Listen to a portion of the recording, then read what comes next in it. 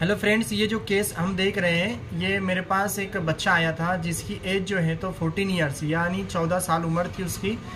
तो उसकी जो मैंने क्लिनिकल हिस्ट्री जब लिया तो हिस्ट्री में पता चला कि उसको 3 दिन से इस तरह से जो है किया।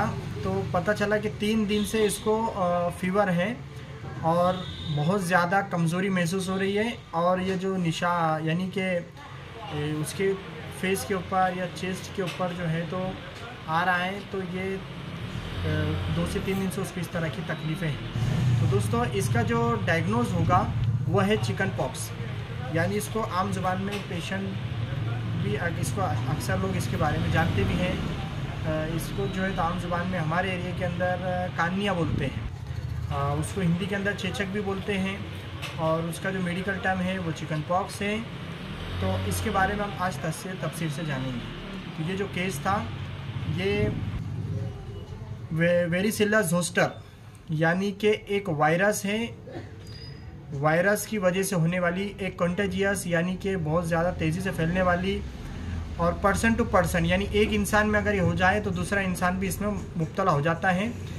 तो इस तरह ये बीमारी जो है तो फैलने वाली है। इसके लिए इसमें आमतौर से बच्चे बड़े सभी उम्र के लोग जो है तो मुब्तला हो सकते हैं, और ये बीमारी सबसे ज़्यादा एक दूसरे के कांटेक्ट की वजह से ही फैलती है। वैक्सीन भी अवेलेबल है, वैक्सीन बहुत ही इफ़ेक्टिव होती है, सेफ़ भी है।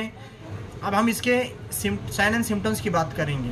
तो दोस्तों, इसके अंदर सबसे अहम चीज़ साइंस की अगर हम बात करें तो चेहरे पर और चेस्ट के ऊपर जो आप देख रहे हैं कि जिस तरह से स्मॉल रैशेस हैं, फ्लूड फिल विथ ब्लिस्टर्स, इस तरह के ब्लिस्टर्स हैं जो कि चेस्ट के ऊपर और फेस के ऊपर स्टार्ट में शुरू होते हैं, और ये जो होते हैं थोड़े पेन वाले होते हैं, यानी इसके अंदर चुभना या दर्द देना, इस तरह की अलामतें पाई जाती हैं। बहुत ही ज़्यादा जो है तो ये छुपते हुए दर्द देते हैं, या इसके अंदर बहुत ज़्यादा पेन होता है, पेनफुल होते हैं ये ब्लिस्टर्स, और फ्लूड फिल होते हैं। और इस तरह जो है तो आपने देखा वीडियो के अंदर, इस तरह से ये दिखाई देते हैं, और धीरे धीरे ट्रंक्स के अंदर और फेस के ऊपर और जो है तो एब्डोमेन के दूसरे एरिया के अंदर जो तो फैल जाते हैं। जब इस बच्चे का मैंने एग्जामिनेशन किया तो तकरीबन बॉडी के अंदर या अपर एक्सट्रीमिटीज़ के अंदर जो है तो फैल चुका था। तो इस तरह इसके कुछ साइंस हैं। और अगर सिम्टम्स की अगर हम बात करें तो इसका सबसे अहम सिम्टम्स जो है तो फीवर है। इसके अंदर फीवर जो है टेम्परेचर बहुत तेज़ होता है। और सेकंड, इसके अंदर जो एक अहम अलामत या इसका सिम्टम्स अगर देखा जाए तो वो है मलाइज जनरल वीकनेस, यानी लॉस ऑफ एपेटाइट भी होता है इसमें, यानी जिसको हम एनोरेक्सिया कहते हैं। भूख की कमी होती है इसके अंदर।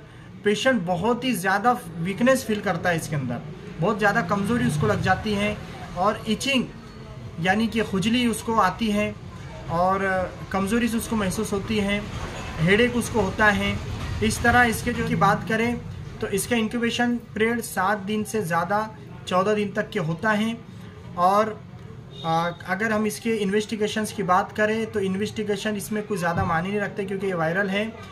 इसको देखकर ही डॉक्टर जो है तो डायग्नोस कर लेते हैं और उसका ट्रीटमेंट अपने तौर से करते हैं। लेकिन अगर डायग्नोस के लिए अगर इन्वेस्टिगेशन की ज़रूरत पड़े तो बहुत सारी इन्वेस्टिगेशन इसके लिए किए जा सकते हैं।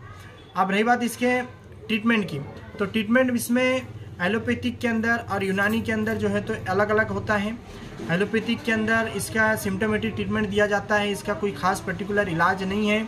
सिम्टोमेटिक ट्रीटमेंट इसलिए देना पड़ता है ताकि जो है तो सेकेंडरी इन्फेक्शन या फिर कॉम्प्लिकेशंस ना हो। इसके कॉम्प्लिकेशन बहुत ही सीवियर हो सकते हैं, मैं आगे आपको बताने जा रहा हूँ। अगर इसके ट्रीटमेंट की बात की जाए तो फीवर है, फीवर के लिए एंटीबायोटिक मेडिसिन दी जाती है, वायरल के हिसाब से एंटीवायरल मेडिसिन इसमें दी जाती हैं, और वीकनेस के लिए बहुत ज़्यादा ध्यान दिया जाता है। इसमें वीकनेस के दूर करने के लिए ओरल सॉल्यूशन दिए जाते हैं, और इसके लिए जो है तो बहुत सारे डॉक्टर अपने एक्सपीरियंस के हिसाब से एंटीबायोटिक भी इसमें देते हैं, क्योंकि हो सकता है कि इसकी वजह से सेकेंडरी इन्फेक्शन ना हो।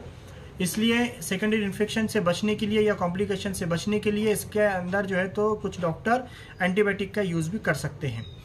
अब इसमें अगर यूनानी के ताल्लुक से बात किया जाए तो इसमें मुखवियात दी जाती है, और जो है तो शरबत आती है, या फिर इसको सायराप कहेंगे, ब्रेस कंपनी की मेलोरिन, इसका रिजल्ट इसमें अच्छा मिलता है। और लोकली इसके अंदर हम देखा जाए तो पैराशूट का ऑयल वगैरह हम यूज़ कर सकते हैं, एलोवेरा का जो जेल आता है हम इसको लगा सकते हैं। इसके अलावा जो काफूर आता है उसको भी रोज़ वाटर के अंदर मिक्स करके जो है तो अप्लाई किया जा सकता है, क्योंकि ये जो पेनफुल ब्लिस्टर्स है बहुत ही पेन देते हैं, जलन देते हैं, इसके लिए इसके जो है तो अप्लाई करने वाली चीज़ें यूज़ की जाती हैं। और साथ ही अगर अब हम इसके कॉम्प्लिकेशंस के बारे में बात करेंगे तो कॉम्प्लिकेशंस में दोस्तों सबसे इम्पोर्टेंट जो बच्चों के अंदर देखा जाता है वो है निमोनिया। इसकी वजह से निमोनिया के चांस बहुत ज़्यादा होते हैं और साथ ही रेस्पिरेटरी सिस्टम से रिलेटेड भी इसके अंदर जो है तो कॉम्प्लिकेशंस पाए जाते हैं, क्योंकि हर्पिस जोस्टर जिसको हो गया यानी इस चिकन पॉक्स जिसको हो जाता है उसको पेन इन थ्रोट यानी गले के अंदर, ये जो बच्चा मेरे पास आया था, जो पेशेंट आया था, उसको भी सीवियर पेन था, बहुत ही ज़्यादा दर्द था उसको गले के अंदर।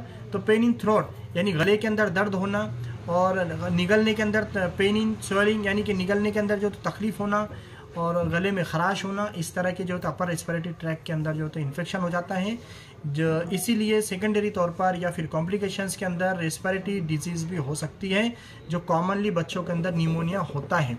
और सेकेंडरी इन्फेक्शन की अगर हम बात करें या कॉम्प्लिकेशंस की अगर हम बात करें तो स्किन से रिलेटेड जैसे कि born infection of the steam, तो इस तरह के जो है तो स्किन रिलेटेड इन्फेक्शन इसमें हो सकते हैं। इसके कॉम्प्लिकेशंस के अंदर डिहाइड्रेशन भी हो सकता है, इन्फ्लामेशन ऑफ ब्रेन यानी ब्रेन के अंदर इन्फ्लामेशन हो जाता है, जिसको हम मेडिकल टर्म के अंदर इंसेफेलाइटिस कहते हैं।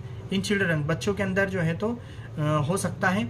और इसकी अगर हम कॉम्प्लिकेशंस की बात करें तो दोस्तों इसके कॉम्प्लिकेशंस के अंदर फाइनली पेशेंट की डेथ भी हो सकती है। जी हाँ, ये बहुत ही डेंजरस भी हो सकता है अगर इससे लापरवाही बढ़ती जाए, इसलिए इसका जो है तो सही वक्तों पर ट्रीटमेंट किया जाना चाहिए, डॉक्टर के पास ज़रूर जाना चाहिए। और अगर हम लास्ट में इसके प्रिवेंशन की बात करेंगे, प्रिवेंशन यही है कि जिन लोगों को ये हो गया है उनसे दूरी इख्तियार करें, उनसे दूर रहें और अपने सफाई का ख्याल रखें। और जिन लोगों को हो गया है उनको अलग थलग रखें, उनके कपड़े वगैरह को बिल्कुल अलग थलग रखें और उनके कंप्लीट कोर्स होने के बाद उनके तमाम ज़ेर इस्तेमाल चीज़ों को हम वॉश करें, अच्छे से साफ़ करें और फिर उसको इस्तेमाल में लें। और वो चीज़ें जो इस्तेमाल कर रहा है वो दूसरे को इस्तेमाल से रोकें, ख़ासकर बच्चों को अफेक्टेड पर्सन से या फिर जिन लोगों को ये हो गया उनसे दूर रखने की कोशिश करें, क्योंकि बच्चों की इम्यूनिटी पावर बहुत कमज़ोर होती है। तो दोस्तों ये जो चिकन पॉक्स है इसकी वजह से इम्यूनिटी पावर बहुत ही कमज़ोर हो जाती है, पेशेंट बहुत ज़्यादा कमज़ोरी फील करता है। इसलिए अपने बच्चों को जो हम ऐसे पेशेंट जिनको ये हो चुका है अफेक्टेड पर्सन, उनसे दूर रखने की कोशिश करें। और हर्बल मेडिसिन का भी इसमें अच्छा काफ़ी रिज़ल्ट आता है, क्योंकि ये वायरल है, इसलिए इसमें ज़्यादातर कोशिश करना चाहिए कि हम अपनी इम्यूनिटी को मजबूत करें। इम्यूनिटी को मजबूत करने से ये बीमारी से लड़ने की ताकत हमारे अंदर होती है। और प्रिवेंशन के ताल्लुक से मैं बात बता दूं कि इसके लिए वैक्सीन भी आती है, वैक्सीन इसके लिए सेफ़ है और इफ़ेक्टिव भी है। तो ये था दोस्तों आज का चिकन पॉक्स जो स्पॉट डायग्नोसिस था। इसी तरह की जो है मेडिकल इन्फॉर्मेशन और डायग्नोस की इन्फॉर्मेशन, डिजीज़ इन्फॉर्मेशन और केस डिस्कशन इस ताल्लुक के बहुत ही हेल्पफुल और इफ़ेक्टिव इस तरह की क्लिप या कंटेंट्स देखने के लिए इस चैनल को मेडिकोस लाइफलाइन, इस चैनल को आप सब्सक्राइब ज़रूर कीजिए, क्योंकि आगे बहुत ही हेल्पफुल कंटेंट आने वाले हैं। Thank you very much.